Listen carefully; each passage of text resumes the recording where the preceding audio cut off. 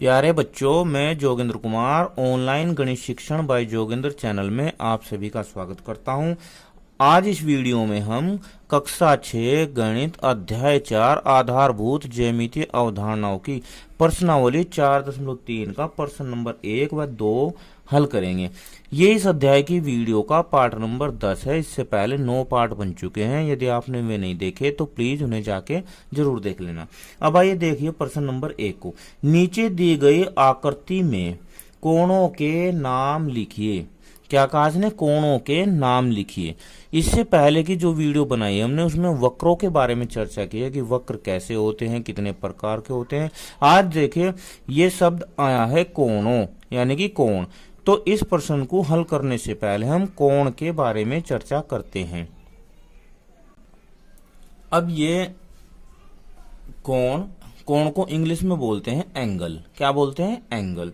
तो हमने ये एक बॉक्स लिया है और बॉक्स को ऊपर से खोल के दिखाया। जैसे ये हम एक बॉक्स ले लेते हैं और इसे हम ऐसे खोलते हैं।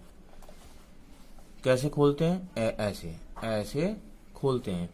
तो अब आप इसमें देख रहे होंगे जब हम इसे ऐसे खोलते हैं तो इसका एक कोना नजर आ रहा होगा। आपका कोना यहाँ पर देखो, कोना नजर आ रहा है ना, यहाँ पर कोना नजर आ रहा है और दो इसके किनारे भी दिख रहे होंगे। एक तो ये किनारा, एक ये किनारा। पर दोनों किनारे, जो दोनों किनारे हैं, जो ये दो किरणें निकली हैं, एक ये और एक ये, तो यहीं से निकली ना, यहां से निकली है। तो देखो अब हम इसके बाद चित्र पे जाते हैं। देखो ये चित्र है। अब इसमें आप देखोगे कि ये बॉक्स का ऊपरी हिस्सा, ये बॉक्स का ऊपरी सिरा है और वो जो हमने ऊपर को उठाया था यह एक किरण है एपी, इसे किनारा भी बोलते हैं।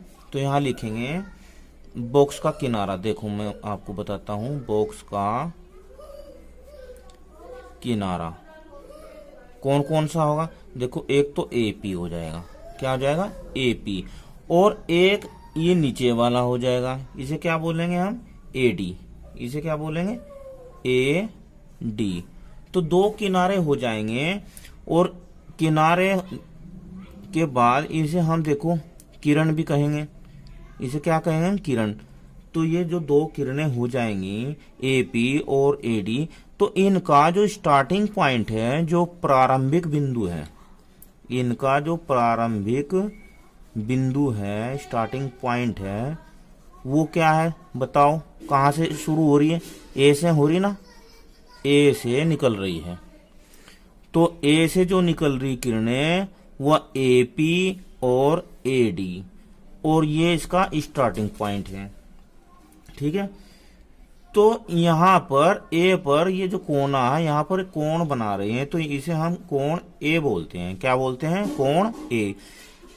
इसे हम कोण ए बोलते हैं। और ए को हम शीर्ष कहेंगे। क्या कहेंगे? ए को, ए बिंदु ए को हम शीर्ष कहेंगे। क्या कहेंगे? शीर्ष। वर्टेक्स। और जो ये किरणें हैं, इन्हें भुजाएं कहेंगे। तो भुजाएं कौन कौन सी हो गई बच्चों? ए पी और ए डी भुजाएं हैं। तो बस अब आपको एक बात ध्यान रखनी है कि कोण में दो भुजाएं होती हैं, एक शीर्ष होता है, और जहां शीर्ष होता है वहीं पर कोण बनता है। अब आप देखो ये एक कोण है, इसमें आप बताओ, इस कोण में बताओ किरणें कौन कौन सी है? देखो ओ पी। क्या है? ओ पी और ओ क्यू। ये दो किरणें हैं, ये दो भुजाएं हैं ना इसमें। और इसका स्टार्टिंग पॉइंट क्या है इन दोनों किरणों का? इन दोनों भुजाओं का स्टार्टिंग पॉइंट है ओ। क्या है इनका? शीर्ष। और ओ पर ही कोण बन रहा है। ये जो वक्र दिखाया गया है, ये वक्र, ये कोण का निशान होता है, ये कोण का निशान होता है। ठीक है। और एक बात और आपको ध्यान रखनी है कि जो कोण होता है ओ या कुछ भी, उसे हम हमेशा बीच में रखते हैं जब उसका नाम लिखते हैं। तो इस कोण का क्या नाम रखें? कोण का नाम रखेंगे पी ओ क्यू। देखो ओ बीच में, शीर्ष को हमेशा बीच में रखते हैं और भुजाओं के बीच में रखते हैं। ठीक है।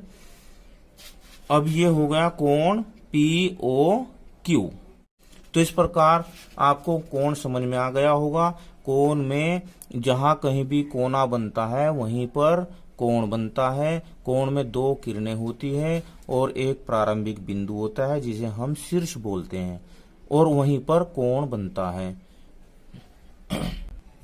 अब ये देखिए, ये कोण दिया है पी क्यू आर। क्या है? कोण P Q R. P Q R कोण है। तो अब हम क्या करते हैं कि इसे बेस मानकर, इसे आधार मानकर इसे छायांकित करते हैं। क्या करते हैं? लाइन खींचते हैं। देखो,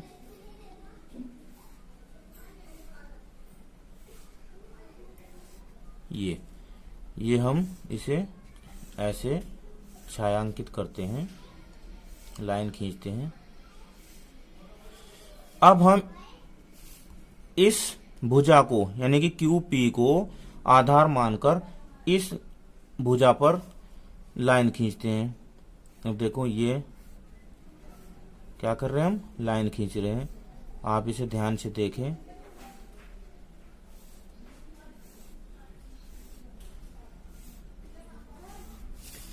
अब एक बात बताओ, आप कोई एक एरिया आपको छायांकित नजर आया होगा, बिल्कुल कवर्ड। क्या देख रहे हैं आप? देखो, यहां से लेकर यहां तक इन दो भुजाओं के जो बीच का क्षेत्र है वो हमें कवर्ड नजर आ रहा है। ठीक है। क्या आ रहा है? कवर्ड नजर आ रहा है। तो उसे बोलते हैं अभ्यंतर। क्या बोलते हैं? कोण का अभ्यंतर भाग। अभ्यंतर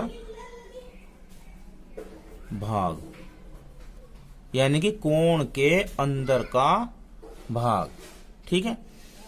अब इसमें आप जेड को देख रहे हैं। जेड कहां पर है? देखो, जेड कहां पर है? यह कोण से बाहर है, कोण के एरिया से बाहर है। तो इसे बोलते हैं बहिर्भाग। क्या बोलते हैं? बहिर्भाग। जो कोण से बाहर होता है उसे बहिर्भाग बोलते हैं, बाहर का भाग। इसके बाद इसमें आप कुछ पॉइंट देख रहे हो, जैसे एस है। देखो, एस कहाँ है? इस लाइन पर है। और ये आर, ये भी इस लाइन पे है। तो इसे बोलते हैं कोण पर स्थित। कोण पर स्थित। कोण पर स्थित यानी कि इस कोण की भुजा पर स्थित। तो इस तरह तीन प्रकार की स्थितियां होती है।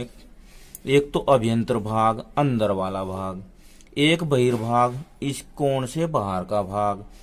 एक कोण पर स्थित। अब इसमें देखो कुछ पॉइंट दिए हुए हैं, आप मुझे ये देखकर बताना जेड कहां पर है? बताओ, जेड कहां है? बहिर्भाग में है। एक्स कहां है? एक्स अभ्यंतर भाग में है। ठीक है। और इसके बाद कोण पर स्थित कौन कौन से बिंदु है? कोण पर स्थित है P, S, Q, R। ये कोण पर स्थित हो गए। ऐसी ही स्थिति हमने वक्र में भी आपको बताई थी। अब ये देखिए, ये एक वक्र था, तो इसमें C कहाँ था? बहिर्भाग में था। A अभ्यंतर में है और B वक्र पर स्थित है। ऐसे ही कोण में होता है, ऐसे ही वक्र में होता है। ठीक है। अब आइए प्रश्न को देखते हैं। अब प्रश्न में कहा कि इसके कोणों के नाम बताइए। चलो यहां लिख लेते हैं आंसर। आंसर। अब आप ये देखिए कि इसमें 4 कोणे हैं, इस आकृति में 4 कोणे हैं, कोना ए, कोना बी, कोना सी, कोना डी, तो 4 ही कोण होंगे, 4 ही कोण होंगे। अगर हम कोण ए को ले लेते हैं, कोण ए को ले लेते हैं, ये लीजिए हमने कोण ए ले लिया, तो ए हमारा कोण क्या होगा, इसका पूरा नाम हम क्या लेंगे, हम इसे बीच में लेंगे ना बीच में, तो ये कोण हो जाएगा डी ए बी। क्या हो जाएगा यो, डी ए बी, कोण डी ए बी हो जाएगा।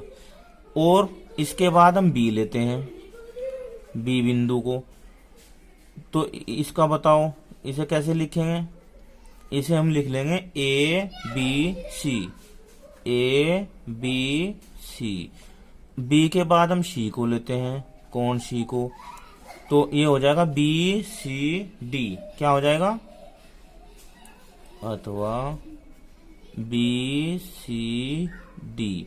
इसके बाद डी को देखते हैं, ये लो डी बिंदु का कोण भी, अथवा इसका क्या लिख देंगे बताओ, इसका लिख देंगे सी डी ए, कोण सी डी ए। इस तरह इसके ये आंसर हो गए। ठीक है, अब प्रश्न नंबर 2 को देखते हैं। अब इसमें कहा कि संलग्न आकृति में वे बिंदु लिखिए जो कोण डी ओ ई के अभ्यंतर में स्थित है। अब कोण देखो डी ओ ई, कोण डी ओ ई, डी ओ ई, बताओ इस कोण के अभ्यंतर में, यानी कि इस कोण के अंदर के क्षेत्र में कौन सा बिंदु है, ए है ना, तो इसका आंसर हो जाएगा बिंदु ए। इसका आंसर क्या हो जाएगा, बिंदु ए।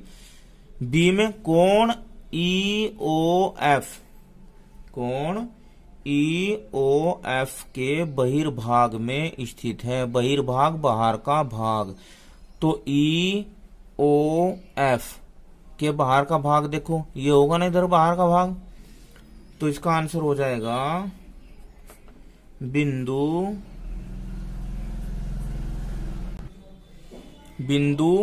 एक तो सी हो जाएगा, एक ये डी बीच से बाहर है, एक ये ए बीच से बाहर है, ई ओ एफ से, तो आ जाएंगे आंसर ए, सी और डी। ये बिंदु कोण ई ओ एफ से बाहर है। अब सी में देखो, सी में इसने कहा कि कोण ई ओ एफ पर स्थित है, ई ओ एफ, अच्छा पर स्थित है का मतलब इसकी लाइन पे, इसकी बाउंड्री पे, इसकी परिसीमा पर। ठीक है, तो एक तो बिंदु ई हो गया, बी हो गया, ओ भी देखो, ओ और एक एफ, ये इसका आंसर आ जाएगा।